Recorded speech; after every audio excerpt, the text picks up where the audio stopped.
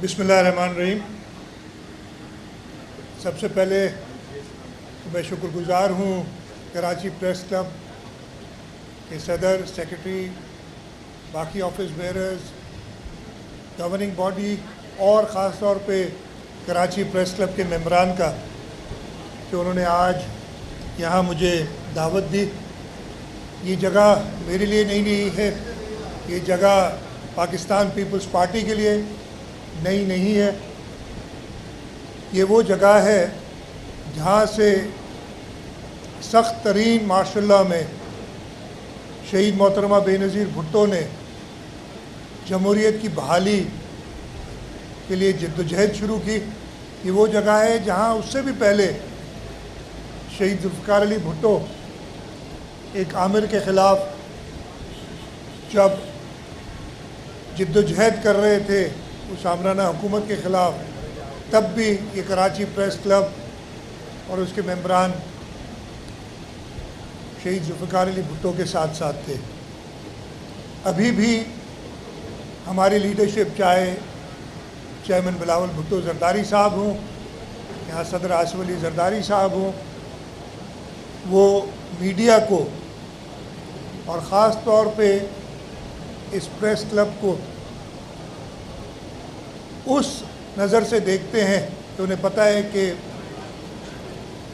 ये जो रियासत का चौथा सुतून है, उसके बग़ैर रियासत को मुकम्मल होना उसका पॉसिबल नहीं है। लेकिन इसके साथ साथ मैं ये भी कहूँगा कि मीडिया को, प्रेस क्लब्स को एक बहुत भारी ज़िम्मेदारी भी होती है जब हम कहते हैं कि ये रियासत को चलाने में इनका बराबर का किरदार है कि वो लोगों तक वो हकीकतें पहुँचाएँ, वो हक़ाइक़ पहुँचाएँ जिनसे इस रियासत की बेहतरी हो। वो सारी ख़बरें बग़ैर तस्दीक के चला देती हैं और इससे, जैसे मैंने कहा, कि नुकसान इस मुल्क का हो रहा है और नुकसान सहाफ़त का हो रहा है। आज यहाँ मैं जो सेक्रेटरी साहब ने, शोएब साहब ने बात की, जो हमारी डिस्कशंस हुई हैं प्रेस क्लब के मसाइल के हवाले से, प्रेस क्लब के मेंबरान के मसाइल के हवाले से, उस पर मैंने उनसे वादा किया है। एक कमेटी पहले भी उन्होंने बनाई हुई, लेकिन मैंने कहा उस कमेटी को टाइमलाइंस देते हैं और मैंने ये वादा किया है कि आज 2 अक्टूबर है, इंशाअल्लाह ताला नवंबर के पहले हफ्ते में मैं यहाँ फिर हाज़िर हूँगा और वो 5 या 6 नुकात थे उन पे एक प्रोग्रेस के साथ हाज़िर हूँगा ताकि इंशाअल्लाह ताला जो प्रेस क्लब के मेंबरान के मसाइल हैं उनको हल किया जा सके। सबसे मुलाकात हुई है तो मैं मुल्क की जो इस वक्त मसाइल हैं उनके बारे में बताते चलूँ। सबसे पहले तो मैं ये मुबारकबाद सबको देता हूँ कि जो माशी मसाइल, और ये ख़ास तौर पे शुरू हुए थे, शुरू तो बहुत है, लेकिन जब पिछली हुकूमत, यानी पिछली हुकूमत जब मैं कहूँगा मेरी मुराद वो पीटीआई की हुकूमत थी, तो पीटीआई की हुकूमत जब वोट ऑफ नो कॉन्फिडेंस पक्का हो गया था, पता चला था कि जा रहे हैं, उन्होंने कॉन्फिडेंस लूज़ कर लिया था मेंबरान का, तो उन्होंने इस मुल्क की इकॉनमी से जो खेल खेला, ऐसे ऐसे डिसीशंस करके गए।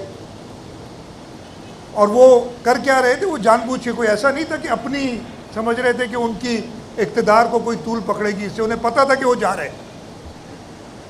लेकिन इस मुल्क को, इस मुल्क के लोगों को मुश्किल में डाल के जाना है, इस मुल्क की बेहतरी हो। आप सबको पता है, हम आजकल काफ़ी बात करते हैं कि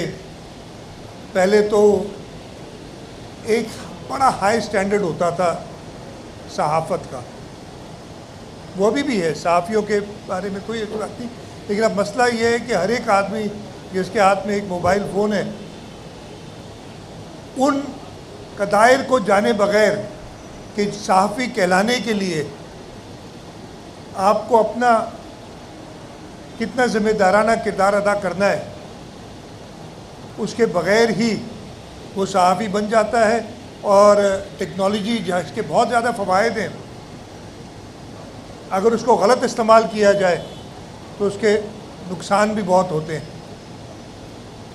تو وہ نقصان نظر آ رہے ہیں، اور اس میں میرے خیال سے آپ لوگ ہو سکتا ہے میری بات سے متفق نہ ہو، سب سے زیادہ نقصان صحافت کا ہو رہا ہے. حکومت یا اداروں کا نہیں ہوتا، سب سے زیادہ نقصان صحافت کا ہوتا ہے، اس لیے کہ لوگوں کو اس صحافت پہ یقین، یعنی وہ جو سمجھتے ہیں کہ وہ بات عوام تک پہنچانی ہے، اس پہ جب ایک سوالیہ نشان بن جائے، جب ہم خود سوچنے لگیں، خاص طور پہ ایسے، میں معاف کیجیے گا تھوڑا سا، کہ بہت ہی معتبر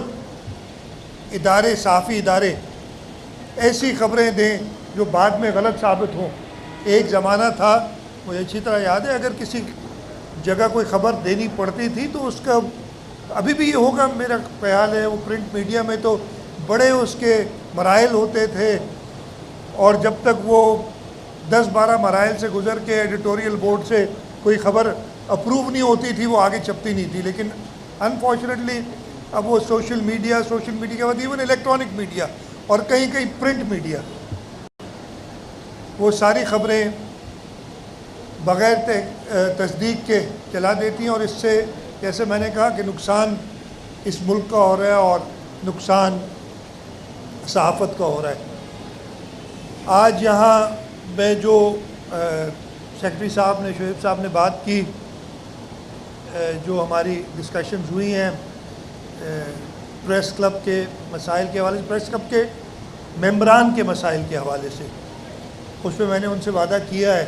ایک کمیٹی پہلے بھی انہوں نے بنائی ہوئی، لیکن میں نے کہا اس کمیٹی کو ٹائم لائنز دیتے ہیں، اور میں نے یہ وعدہ کیا ہے کہ آج 2 اکتوبر ہے، انشاءاللہ تعالی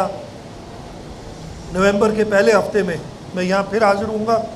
اور وہ 5 یا 6 نکات تھے ان پہ ایک پروگریس کے ساتھ حاضر ہوں گا، تاکہ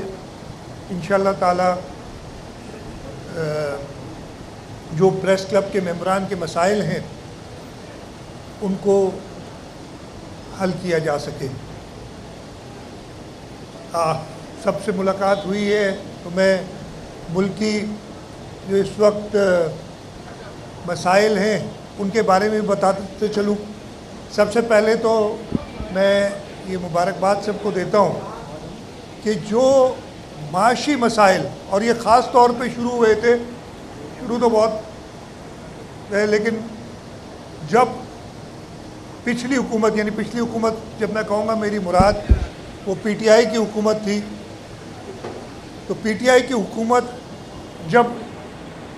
ووٹ آف نو کانفیڈنس پکا ہو گیا تھا، پتہ چلا تھا کہ جا رہے ہیں، انہوں نے کانفیڈنس لوز کر لیا تھا ممبران کا، تو انہوں نے اس ملک کی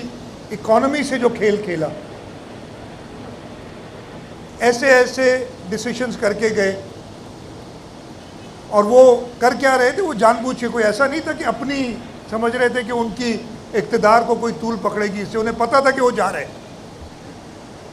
لیکن اس ملک کو، اس ملک کے لوگوں کو مشکل میں ڈال کے جانا ہے.